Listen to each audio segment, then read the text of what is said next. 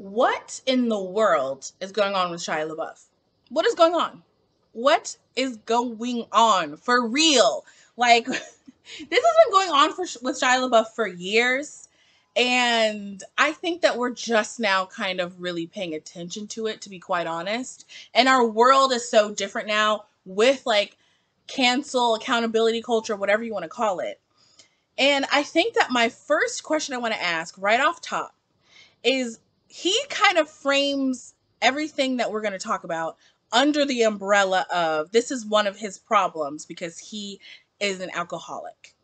And he kind of frames it like this is a part of my addiction. Like being abusive is a part of my addiction and it's a result of me being an addict. And I just want to ask that question.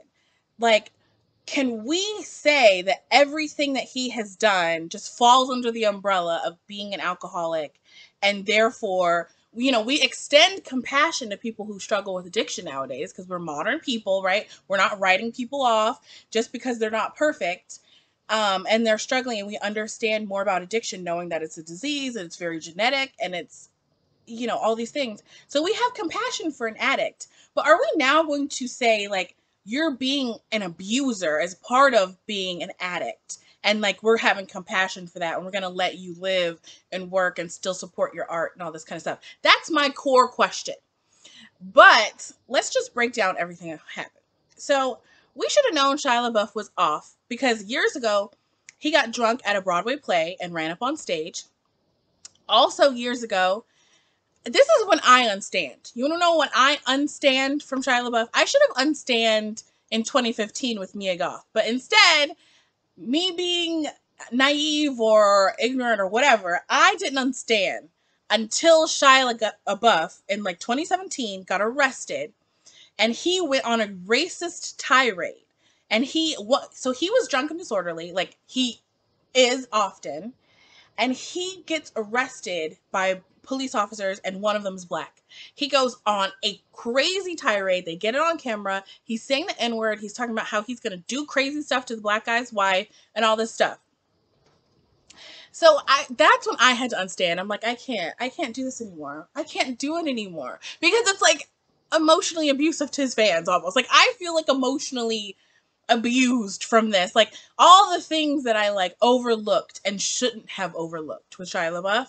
And when it gets to racism, it's like I can't overlook racism. I shouldn't have overlooked any of it, number one, but I was wrong. Many of us were probably wrong, but I can't do it. Like it's violating. So I'm like, no. So I'm going to link this down below, and this is going to be a video about the Mia Goth situation. So Mia Goth is like an actress, and she's like my age. She's like 1 year younger than me. She's 27. Oh, I'm 27. I keep thinking I'm going to turn 28 in January, so in my mind I'm already 28. But she's 27, I'm 27. Anyway, so she's in this relationship with Shia LaBeouf, and it's this really disturbing video clip where he's like yelling at her, threatening her, and saying, and blaming her, like, you're pushing me to be violent, you're pushing me, I don't want to put hands on a woman, but this is the kind of stuff that makes me want to put hands on a woman. I could have killed you, I could kill you. And I'm like, when he's saying all this stuff, that kind of like made me want to back away from him, but also I was like, Shia is an alcoholic. He says things. So in my mind, I'm like, oh, he says things, but he doesn't do anything. That's like the rationalization of me, like in 2015 when I'm like, 22. And I think probably Mia Goth as well, because they were still together after this for several months. So her rationalization at age 22 was probably the same as mine at age 22. He gets drunk and says things. But we don't know what else was going on with her. And we'll let her say what went on with her. Every victim discusses what they want to discuss. Honestly, if he did anything beyond words, like physical, then I think probably Mia Goth wouldn't say anything because she seems like such a private person. Like she does not, you don't really hear about her in the news, mostly because she's like an independent, more movie actress. Like she's in independent movies more, and she's more in supporting roles than in lead roles.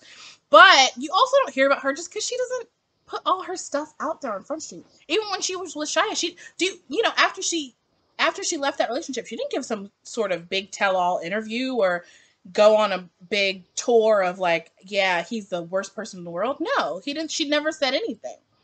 So I think that she's kind of like a private person, and I think that's why she never spoke out.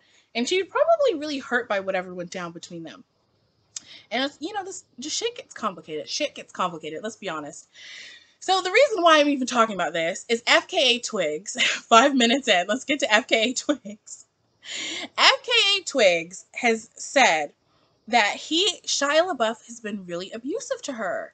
And she says this: Shia LaBeouf hurts women. He uses them, he abuses them, both physically and mentally. He is dangerous. For far too long, LaBeouf has sought to excuse his reprehensible actions as the eccentricities of a free-thinking artist. And like I said at the beginning of the video, he likes to write it off as not just being free-thinking artist, but also being like, I'm the troubled soul artist. I'm the alcoholic. This is all part of my addiction, you know? And I think that it kind of, when you, in my opinion, I feel like it kind of takes away from like acknowledging what you've done to these victims. In my opinion, it like takes away. It's like saying like, oh yes, what I've done to you and to me is so bad. And it's like, no, we're not talking about you. We're not talking about you killing yourself with, excuse my phone. You, oh my gosh, excuse my phone. We're not talking about you killing yourself slowly with your addiction. We're talking about you abusing others. Focus on that. That's to me, in my opinion. But then Sia is kind of on the same page with him. So she says, I too, this is what Sia says on Twitter. Sia says, I too have been hurt emotionally by Shia, a pathological liar, who conned me into an adulterous relationship, claiming to be single. She wrote. And then she says, I believe that he's very sick, and I have compassion for him and his victims. Just know if you love yourself, stay safe and stay away. So she's saying stay safe and stay away from him, but she has compassion for him and his sickness and illness as a person who's like a victim of his own addiction. I don't know. I'm really torn. I understand, like, I don't know. Is this part of like radical kindness? Oh my gosh, my phone going off. Is this part of like radical kindness? You know what I mean? Is this, you know, like, or should we not? Should we separate the two? Should we talk about his addiction separate from his being abusive? I don't know. I'm really torn. Like, you tell me what to think. Like, I want to know your thoughts, because I feel like I, of course, don't know everything about every situation. And I'm very open to, like, listening to other people. But I'm just like, I don't know what to think. I don't know what to think about this. And I'm definitely, like, unstand. My gosh, I'm the most popular person in the world today. I really am. Anyway, that's the end of this video. Please enjoy my phone ringing 10 times.